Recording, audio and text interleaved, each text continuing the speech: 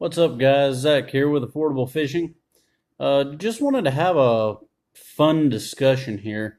Uh, I think it'll intrigue a lot of people, maybe get a debate going.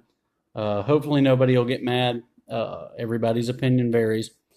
But as I talked about in my first video, I live near Lake Lanier, which is in Middle Georgia. If you've never heard of Lake Lanier, look it up. It's actually world renowned for its striper fishing. The last I heard, it was the number one freshwater destination for striper fishing in the country.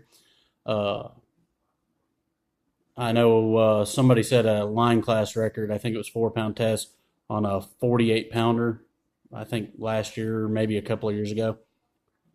So it definitely has some good stripers in it. Unfortunately, for bass fishermen, stripers tend to not be a very good species to have introduced into a lake. Good news is they can't reproduce in Lanier. Bad news is they stock them by the thousands in it. I want to get people's opinions on what they think about stripers, if they're good or bad. Uh, Opinions go both ways on this. Some people look at it as the paycheck it brings into the cities and the counties and state is enormous. There is a huge profit for the government just through that one fishery. Unfortunately, Lake Lanier used to be a largemouth lake. Uh, Back in the 70s, when my grandfather used to fish, it was nothing to go out and catch 7, 8, 9 pound largemouths consistently all the time. And you just don't see that anymore. It is a good spot lake now. They have some massive spots. I talked about it the other day. I missed a 6 pounder. Uh, I know a few people that have caught them over 5. Uh, Very rarely have I ever heard of anybody getting right at 6, but that one I missed was every bit of a 6 pound spot. Um, but the big one always gets away, so no way to prove that it was actually that big. You'll just have to take my word for it because everybody knows fishermen don't lie. But I'll start from the beginning on how Lake Lanier became what it is now. Uh, I believe it was built in the 60s. It was an amazing largemouth lake from everybody that I know that was around for it in its heyday. Uh, it had a decent sunfish and brim, bluegill population. I've never seen many big ones in there. So as far as fishing for those type panfish, your sunfish, it's not really that good of a lake. Crappie have always been a very good species in it, uh, and white bass were amazing up until the late 90s. They also stocked trout in it for quite some time. Uh, my father has told me stories of going down to the dam and being able to catch 3 pound trout like it was nothing. And that's a fishery that I would have really enjoyed. They had to stock them. Uh, they weren't native trout, but still, that would have been an awesome fishery because we have no lakes around here that really produce big trout. Unicoi Lake, just above Helen, it has some trout in it, I think. I don't really know anybody that fishes it. Most people go up there and just kayak around in it or hike the trails. I have seen some big bass caught in it. Uh, but Lanier had these great fisheries, and I'm not sure when they started putting the stripers in. All that I know is they put the stripers in, and the first thing that was gone was the trout within like a year or two. These stripers ate all of them in a hurry, uh, and they got big. Uh, the next thing to go was the white bass. They absolutely annihilated the white bass. When they got done with the trout, that was what they went for next. Uh, I haven't caught but 2 white bass in the last 15 years. And back in the 90s when I was little, we used to go out fishing for crappie, and you could get into a school of white bass, and it was game on. It was 2 and 3 pounders. Absolute slabs for white bass. Not many lakes have that. And unfortunately, the stripers destroyed that fishery as well. Not to mention, I'm not going to put all the blame on the stripers.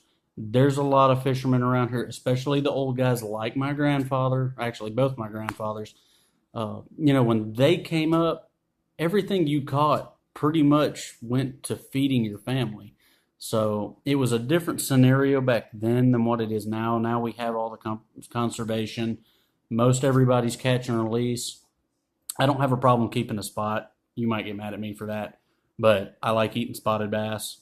I do my best to throw on my largemouth back. I don't care how big they are. Um, Largemouth are really making a comeback in Lanier finally, but only on the north end of the lake where the stripers only go through once a year when they try to spawn. Uh, but lately I've been catching more 3-4 pound largemouth, and that's a really nice feeling when you hook into a largemouth and it comes up out of the water trying to throw your hook and you know what it is. It's a wonderful feeling, and all of you probably know exactly where I'm coming from on that. Uh, but the stripers have also put a damper on the largemouth too, and that is more on the stripers than it is other fishermen, mainly because of their voracious appetite. Between them and the spotted bass, they have overpowered the largemouth to a point where most of our largemouth, even though they're getting bigger, they don't stay fat. These fish get really thin.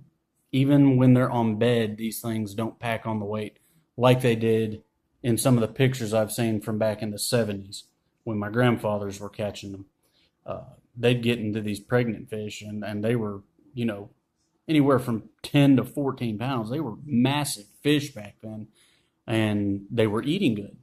And now, even though they're still full of eggs, they're probably a pound or two at least less than what they used to be, just because they don't have the forage that they used to. We predominantly have blueback herring and threadfin shad in this lake, which I do pretty good on most lakes that have that because I know how to approach it. Your bluegill lakes, I have a little trouble on. I have a general idea. I can go to any lake and catch fish. I'm not going to do as good as I do on Lanier because it's my home territory. Every bass fisherman is better on their home lake. But as much as I enjoy catching these stripers, I feel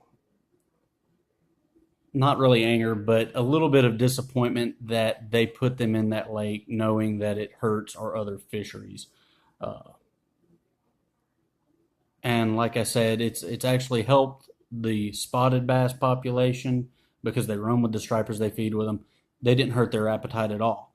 Uh, so now we have these huge spots, and that's a lot of fun. But 15 to 20 pound bag typically wins a tournament on Lanier. Uh, I watched a FLW weigh in a couple of years ago, and the guy that won it turned in like 12 pounds. These are pros. We're used to seeing these guys go out and turn in a 25-pound sack on Guntersville, or 30 or 35. And in some cases, they've even turned in 40-pound sacks. These guys are not bad fishermen. It's just Lanier doesn't have the largemouth that it used to, and you can't go out there and do that. And it's mainly because of these stripers. And I want to get a debate going on if stripers are a good thing because of what it brings to the community, and maybe you just like fishing for them. I have no problem with that. I'm not for them. I'm not against them. I just deal with it and go on. But some of you have some serious problems with it, and let's get it out in the open, talk about it, and hopefully we can get everybody on the same page and maybe get everybody working together, because these striper fishermen, they know what the spots are doing, and they can help us as regular bass fishermen, black bass, figure out what the pattern is. Because when we go out fishing for spots now, we're pretty much fishing for stripers when we go out. You're looking for main lake humps. You're looking for the points. When they move up shallow, they're going to be in 2 foot of water or less. They're going to be chasing the herring with the stripers. They're going to be busting top water. Uh, they're going to be running up the rivers with them probably. Uh, I don't know that much about them. I doubt the spots run up the river. Uh, but while the stripers are running up the river, the spots are going to be going on bed. So they're going to be up shallow anyway, and they're going to be fat. So, maybe we can help each other out, figure out some patterns, maybe learn some new tricks from striper fishermen. Maybe the striper fishermen can learn some tricks from bass fishermen. So, just leave some comments. Let's hear what you got to say about it. Are stripers good or are they bad for a lake that they've been introduced to? Have a good one.